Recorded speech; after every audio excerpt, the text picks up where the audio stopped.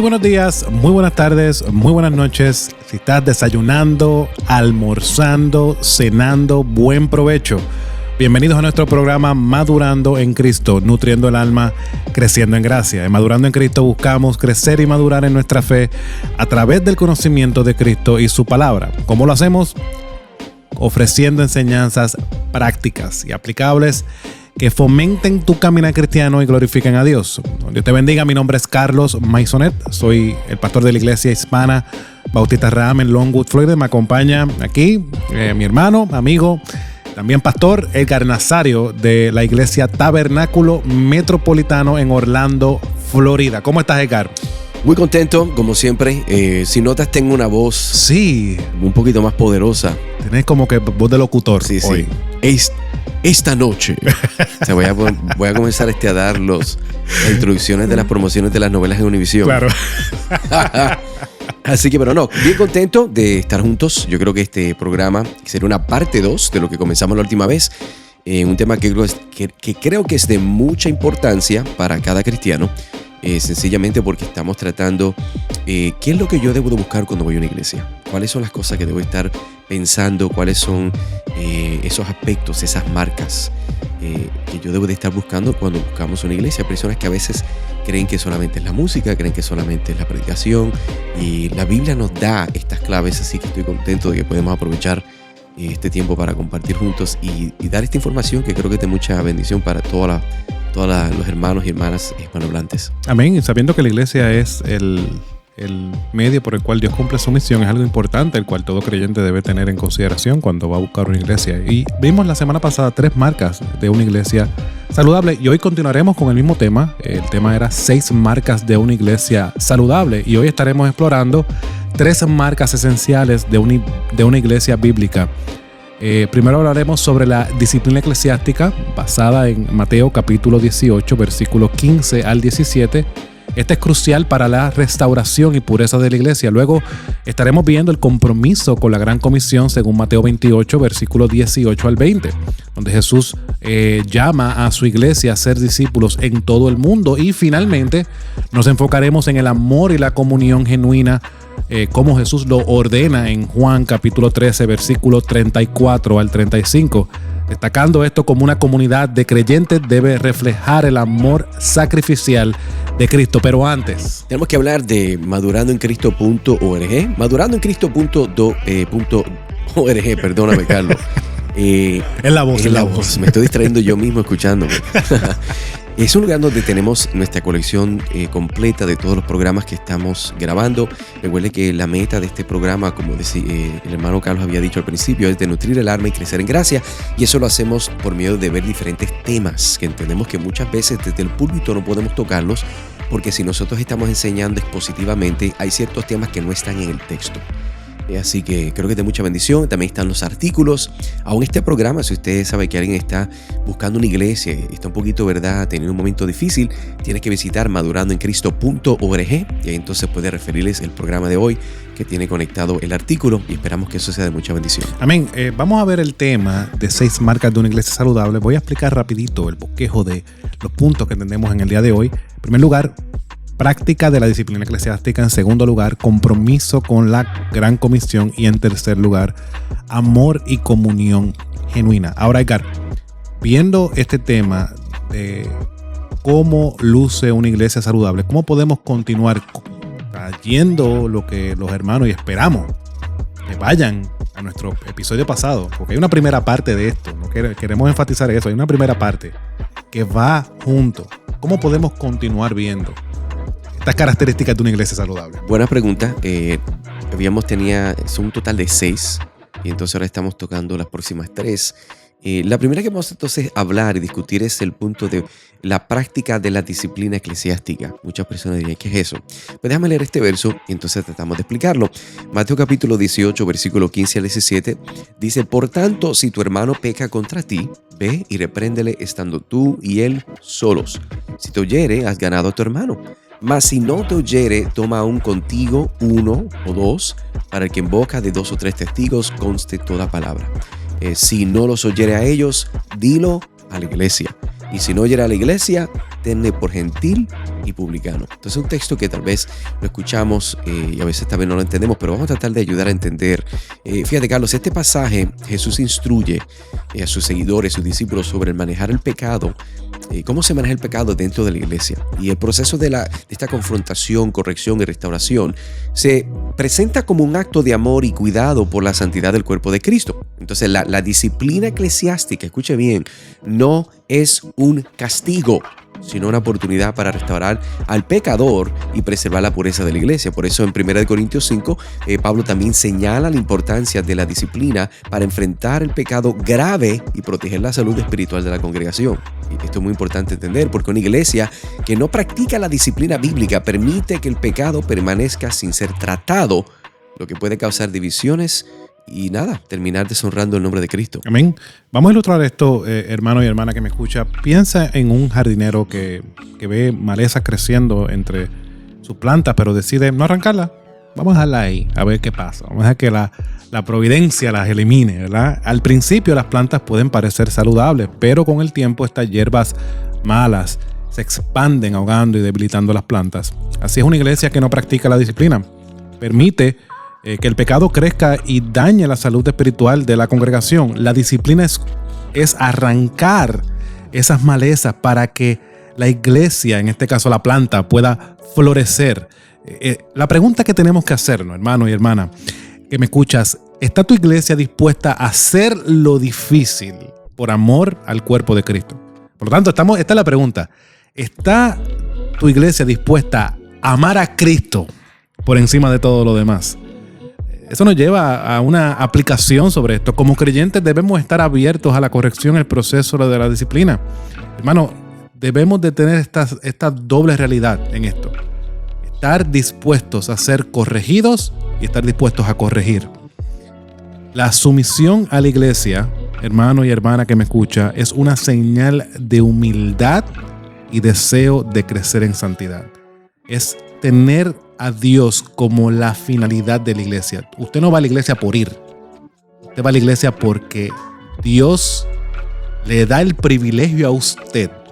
Es un pecador que no podía acercarse a Él. Ahora, por medio de la obra del Espíritu Santo, usted puede. Y Dios lo une a otros hermanos para que usted crezca en humildad. Y no solamente crezca en humildad, sino crezca en santidad. Y parte de ese crecimiento en santidad no es solamente individual, crecemos corporativamente en santidad.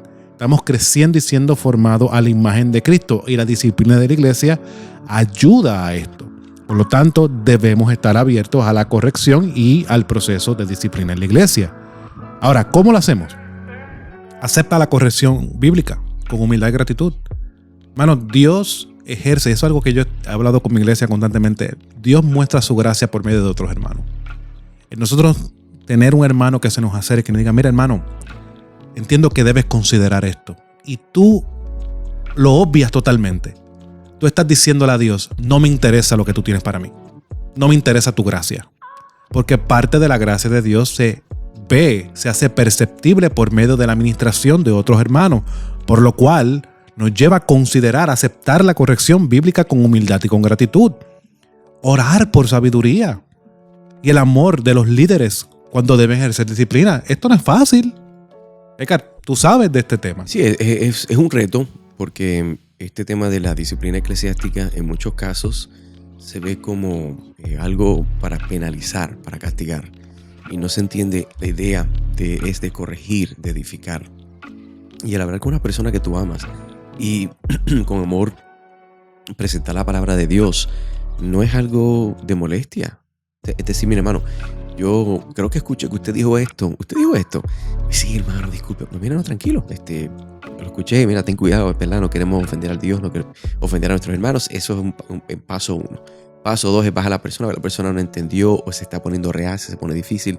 Paso 3, vienes con otras personas para tratar de ganar a tu hermano y decirle lo que está haciendo mal. Y esa persona, obviamente, si no se arrepiente y ve ese caso bíblico, bueno, obviamente no estamos inventando subjetivamente un caso. Entonces, esa persona, la Biblia dice que hay que decir solo a la iglesia, y la persona no se arrepiente, pues se tiene que sacar de la iglesia. Y esto es un tema muy controversial para muchos pastores y muchas iglesias. Amén. En tercer lugar, confronta el pecado en la iglesia siguiendo el modelo de Mateo 18. Hermano, no estamos llamados vamos a hacer como es el dinero, a dejar que la planta, la mala hierba crezca. No. ¿Estás viendo algo, hermano? Tú eres partícipe. Cristo te ha dado ese privilegio de participar en la edificación de la misma. Por lo tanto, confronta el pecado. Y en cuarto lugar, busca restauración en lugar de rechazo cuando veas a un hermano o hermana caer en pecado. Ahora, Edgar, además de la disciplina eclesiástica, ¿qué otra marca debe de tener una iglesia saludable? ¿Qué otra cosa debe de tener estos hermanos que estamos hablándole, hermanos y hermanas que están observando cómo debe de lucir una iglesia saludable? Bueno, debe de lucir modelando aquello por la cual Cristo estableció la iglesia. Entendemos que es un compromiso con la gran comisión. Ese sería el segundo punto, compromiso con la gran comisión.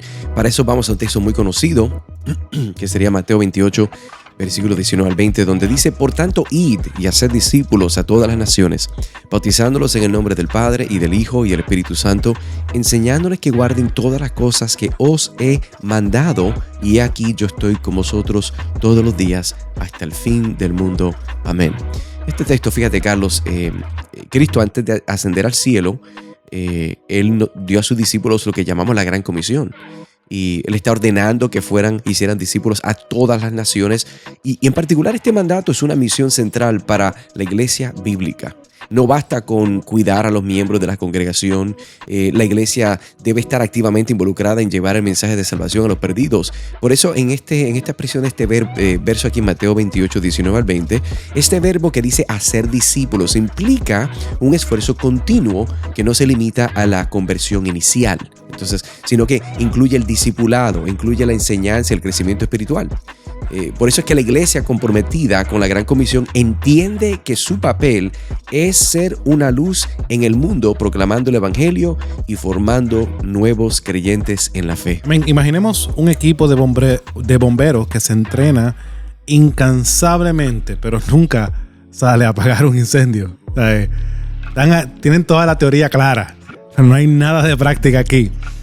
Aunque tengan todo el equipo, como hemos mencionado, y la formación, si no actúan, si no reaccionan, las vidas, hermanos, se van a perder. Pues de igual manera, una iglesia que no está comprometida con la misión de ser discípulos está olvidando no de su propósito secundario, sino de su propósito principal. En ese texto vemos que Cristo dice claramente: toda autoridad me ha sido dada en los cielos y la tierra. Por tanto, id y haced discípulos. Entonces vemos que el punto principal de que ahora Cristo tenga autoridad es para que esa representación se continúe expandiendo, que es lo que se conoce la extensión de su reino. Por lo tanto, mi hermano, estamos olvidando nuestro punto principal si no lo estamos haciendo. Estamos rodeados de personas que necesitan escuchar el evangelio, y ahora debes de preguntarte, ¿tu iglesia está respondiendo a ese llamado urgente con autoridad de Jesús a sus discípulos? Por lo cual nos lleva a la implicación de que el creyente debe de participar activamente en la evangelización y el discipulado, entendiendo que la misión de la iglesia es compartir el evangelio y enseñar a otros a seguir a Cristo. ¿Cómo debes hacerlo? Eso es lo más importante. Sé intencional. Esta palabra yo lo he estado utilizando recientemente con mi iglesia en mi iglesia constantemente. Sé intencional en compartir el evangelio. Sé intencional en todo como creyente. Porque tenemos la intención, el fundamento para hacer lo que es la gloria de Dios y la salvación que Cristo nos ha dado. De igual manera, en el evangelismo debe de hacerlo así. Sé intencional para compartir el evangelio. Sé intencional para ser discipulado. Esto no se trata de que, estoy esperando que el pastor me enseñe. No. Tú tienes que ser intencional aquí. En segundo lugar, apoya a los ministerios de evangelización. ¿Qué está haciendo tu iglesia? ¿No está haciendo nada? Pues, ¿cómo tú puedes aportar a eso? Involúcrate, en tercer lugar, en el trabajo misionero, ya sea local o internacionalmente. Yo me topo con muchas personas que solamente ponen un dinero en una caja en la iglesia y no saben lo que la iglesia está haciendo. ¿Cuál es la ayuda misionera que mi iglesia está proveyendo? Yo diría también que este llamado de involucrarse, mira qué curioso es, Carlos, que hay personas que dicen: es que yo voy a ir a Guatemala, a otra parte del mundo. Tremendo. Pero amigo, amiga, hermano, ¿por qué ir a otra parte del mundo, a otro país, a otro continente, a predicar el evangelio y ni siquiera has tomado el tiempo de hablar con tu vecino? O sea, eso es algo que es una contradicción de la vida cristiana. Si tú tienes deseo de que otros vengan a conocer de Cristo, tú no tienes que viajar a Asia, tú no tienes que ir a Tailandia. No, puedes hacerlo aquí. Es más, en el caso nuestro, nosotros radicamos y vivimos en la Florida Central. Entonces, nosotros somos la capital del turismo. Aquí todo el mundo viene. Aquí si yo voy caminando en ciertas áreas, voy a encontrarme todo tipo de personas y yo puedo comenzar conversaciones con ellos de la palabra de Dios, del Evangelio. Así que yo creo que este punto, Carlos, es muy importante entender que nosotros debemos de involucrarnos en este trabajo misionero, porque cuando vamos misioneros, por alguna razón la gente piensa foráneo. Fuera y no están pensando local. Fuera de lo que conocemos, ¿verdad? Fuera de Estados Unidos, ¿verdad? En nuestro contexto. En cuarto lugar, discipula nuevos creyentes. Tú tienes parte de la gran comisión, tienes el Espíritu Santo. Pero es que yo no sé la Biblia, Carlos, como el pastor, como los hermanos que sirven. Y cuando hablas de discipular, estamos entendiendo que eso en muchos casos es un proceso riguroso de la Biblia. O sea, yo no puedo hacer eso. Eso es lo que mucha gente dice, sí, que tú dirías. Sí, no. Todo creyente que tiene el Espíritu Santo, que conoce conceptos, puede involucrarse en la vida de otros. El discipulado puede llamarse como formal o informal. Discipulado formal es el que estás mencionando, el ir por un libro, ir por algo específico. Eso podemos decirle que es más para los pastores. Pero en este caso, el discipulado informal es tú involucrarte en la vida con otros hermanos. Mira, invita a un hermano a un café. Ves un hermano, por ejemplo, como estamos hablando de la disciplina de la iglesia, un hermano en debilidad en una área. ¿Qué debes hacer? Bueno, déjame coger e invitar a ese hermanito. Hermano, ¿qué vas a hacer este sábado? Pues mira, yo te voy a invitar a tomar un café. Y en esa conversación amena, que a lo mejor no están yendo un libro específico de la Biblia, tú estás trayendo sabiduría bíblica y estás diciéndole a este hermano, mira hermano, tú has considerado esto, ¿qué tú piensas de esto? Entonces, al estar conversando con ese hermano, el hierro con el hierro se va afilando. Correcto. Tú estás conociendo a ese hermano y estás siendo útil en involucrarte e invertir tiempo en su vida, y ese hermano también está invirtiendo en tiempo en tu vida. Y de esa manera, poco a poco, y es una manera en la cual podemos discipular. En otras palabras, me estás diciendo que el discipulado puede ser tan sencillo como yo pasar tiempo con otro cristiano. Claro que sí. Y motivarle en su caminar espiritual, hablar de su vida, compartir la palabra, tal vez, ¿verdad? Testimonio de cómo Dios me ha ayudado en esta área que esa persona tal vez está teniendo una prueba. Hago la aclaración, Carlos, porque hay personas que piensan que solamente es el aspecto formal. Muchas iglesias tienen una noche de discipulado. Una persona no entiende que el discipulado puede ser tan fácil como ir a Starbucks o el lugar donde a usted le guste, sentarse a hablar cómo está tu vida, cómo está el trabajo, cómo está tu familia, pero etcétera. Antes de yo ver ese discipulado formal y categorizarlo en esa manera nada más, yo tengo que ver la vida de Cristo.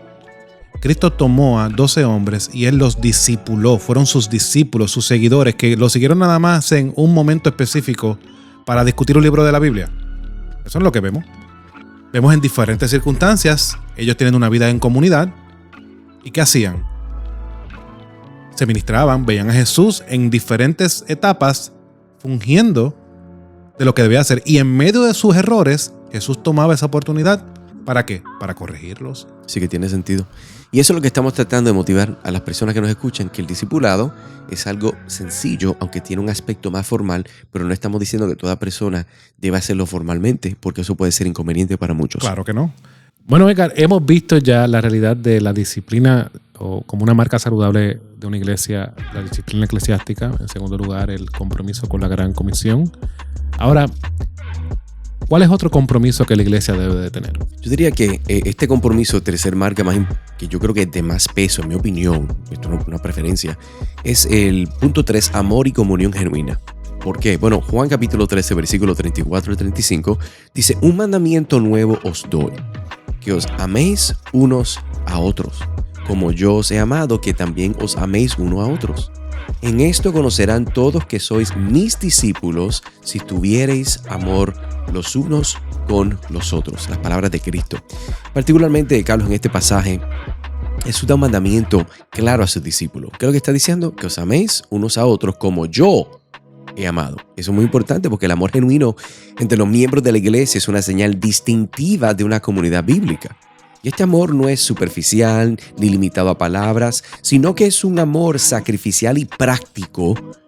Obviamente eso es así porque estamos siguiendo el ejemplo de Cristo. Entonces, en otro lugar también, Hechos capítulo 2, versículo 44 y 45, vemos como la iglesia primitiva vivía en comunión, compartiendo sus bienes y cuidando de la necesidad de los demás. Y el amor genuino crea una unidad profunda en la iglesia que da testimonio al mundo de la realidad del evangelio Y hay que entonces hacer esto claro. Sin esta comunión, una iglesia, cualquier iglesia, corre el peligro de convertirse en un lugar de encuentros superficiales, sin el compromiso y el cuidado que reflejan el corazón de Cristo. Imagina una familia donde cada miembro vive su vida aislado, sin compartir ni preocuparse por los demás. Y aunque todos viven bajo el mismo techo, no hay verdadero sentido de familia. Así puede ser una iglesia cuando personas se ven cada semana, pero no están conectadas con un amor genuino y profundo. La iglesia es una familia espiritual y la comunión entre los creyentes debe ser real y visible. Ahora la pregunta, ¿está tu iglesia viviendo este tipo de amor o está simplemente coexistiendo? Están allí, pero no hay una verdadera conexión. Por lo cual el creyente debe involucrarse. Hermano y hermana que me escucha, tú debes comenzar a involucrarte activamente en la vida de la iglesia, mostrando amor y cuidando por los demás y sirviendo con humildad y sacrificio y cultivando una comunión sincera y profunda. ¿Cómo puedes comenzar a hacer esto? Bueno, establecer relaciones auténticas con otros miembros, lo mismo que estamos hablando en cuanto a extender la gran comisión y el discipulado. Comienza y establece relaciones auténticas con otros miembros de tu iglesia. Sirve en áreas donde puedas ser de ayuda y bendición a otros. Y la gente siempre cae esta pregunta. ¿Pero cómo empiezo? Empezando. Esto es fácil y sencillo. Sí, pero es que eso no... yo imagino personas dicen, pero Pastor Carlos, yo no sé qué significa empezar. Empezar es empezar, hermano. Escúchame bien, amigo. Es sencillamente comenzar una conversación. Hola, ¿cómo estás?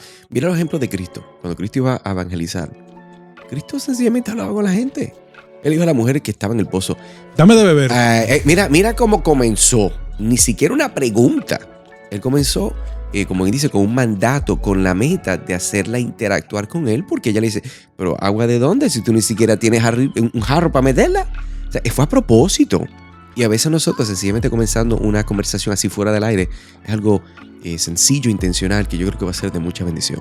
Amén. En tercer lugar, practica la hospitalidad, invitando a otros a compartir tu tiempo y vida contigo.